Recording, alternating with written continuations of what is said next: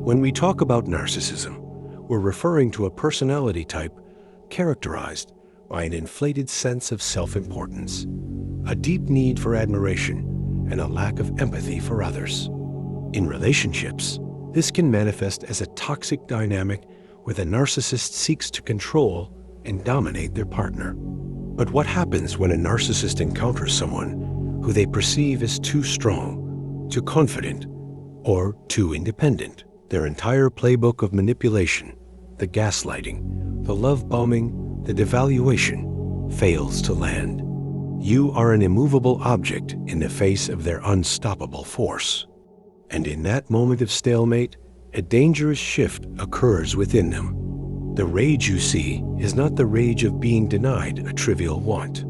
It is the existential fury of a fragile god whose one true worshiper has refused to kneel.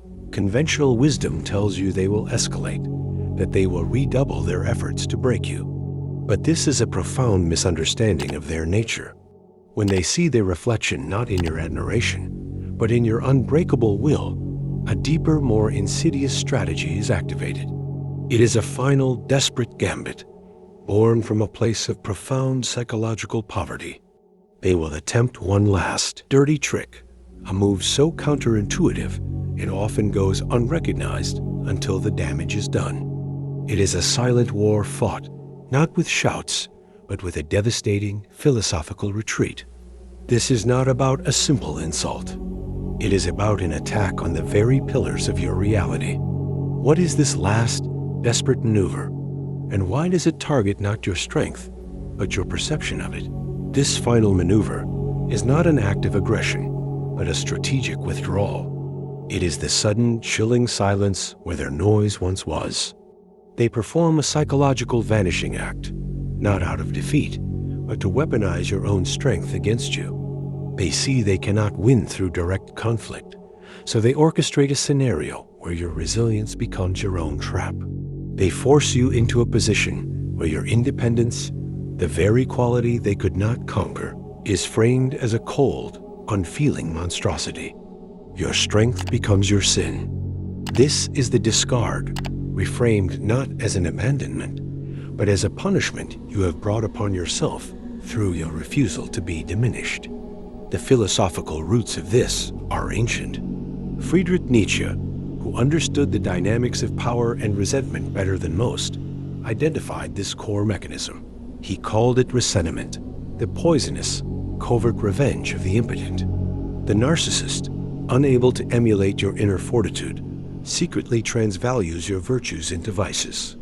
Your confidence becomes arrogance. Your boundaries become cruelty.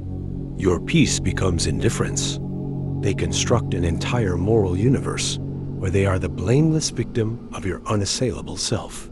This is not a conscious plan, but the eruption of a deep psychological immune system that protects their fragile ego by convincing them and attempting to convince you that your light is, in fact, a form of darkness. But what is the true cost of this insidious inversion? What unseen wound does this final trick inflict upon the strong? The true consequence of this final trick is not the immediate pain of the discard, but the silent, insidious doubt it seeds within your own mind. It is a cognitive poison that corrupts your memory and your sense of self. You begin to question the validity of your own strength. Was my boundary too harsh? Was my peace actually a cold detachment? The narcissist's retreat creates a vacuum, and into that void rush the very insecurities they could never directly implant. This is the ultimate power of their ressentiment. It makes you an accomplice in your own undermining. Your mind, your greatest asset, becomes the battlefield where their war is now fought long after they have physically left. This internal sabotage is amplified by a fundamental neurological bias, our brain's inherent need for narrative closure. The story they leave you with is incomplete, a tale where you are cast as the villain for the crime of self-preservation.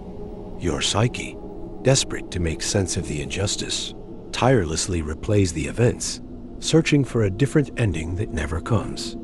This mental loop is a cage. It drains the vitality from your present moments and forces you to live in a past conflict. all while the architect of that conflict has absolved themselves of all blame.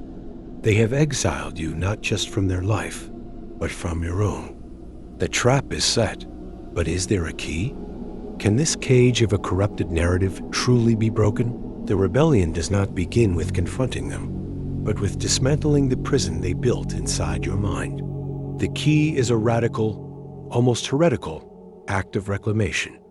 You must refuse their narrative, not by arguing with its logic, but by declaring its irrelevance. This is the Nietzschean transvaluation in your own hands. You must look at the virtue they labeled a vice, your strength, and see it not as a flaw, but as your fundamental salvation. The goal is not to win their game, but to burn the game board entirely. This is the shift from seeking their validation to trusting your own perception, a move so counterintuitive, it feels like a betrayal of your own empathetic instincts. It is the conscious decision to stop trying to solve the unsolvable equation of their behavior, and to instead invest that immense mental energy back into building a reality where their judgment holds no power. This is the path of what Carl Jung termed individuation, the process of becoming the undivided, self-defined individual you truly are. It requires you to wear your independence not as a defensive shield, but as a crown. You reclaim your history by rewriting the story, not with fantasies of revenge, but with the sober, powerful truth. You were not punished for your strength. You were tested by their weakness, and you endured. This is how you break the mental loop.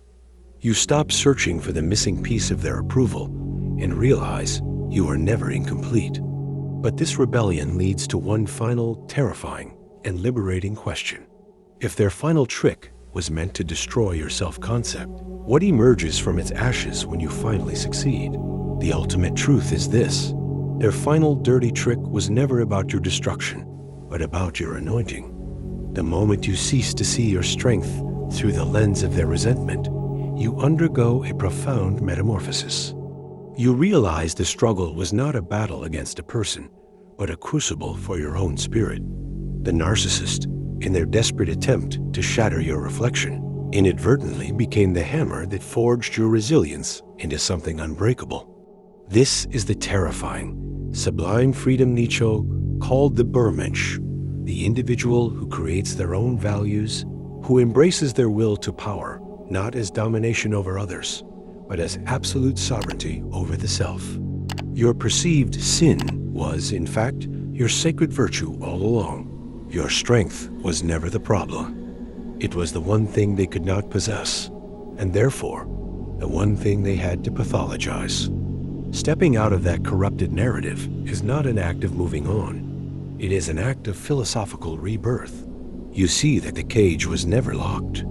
The silence they left behind is not an emptiness to be filled with doubt, but a sacred space to be filled with your own purpose.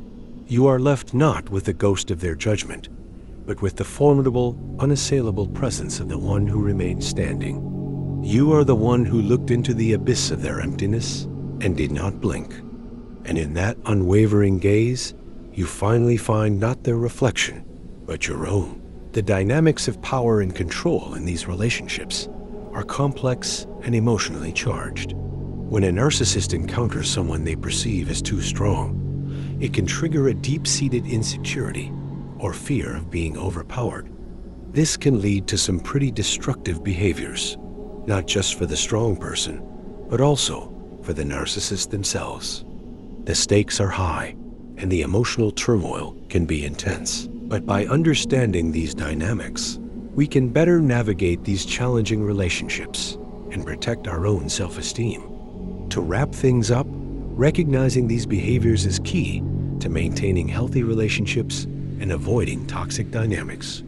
If you've encountered a narcissist who perceives you as too strong, remember that you're not alone, and there are ways to cope with these challenges. If you've had a similar experience or have insights to share, I'd love to hear about them in the comments below. Don't forget to subscribe for more videos on navigating challenging relationships and building resilience.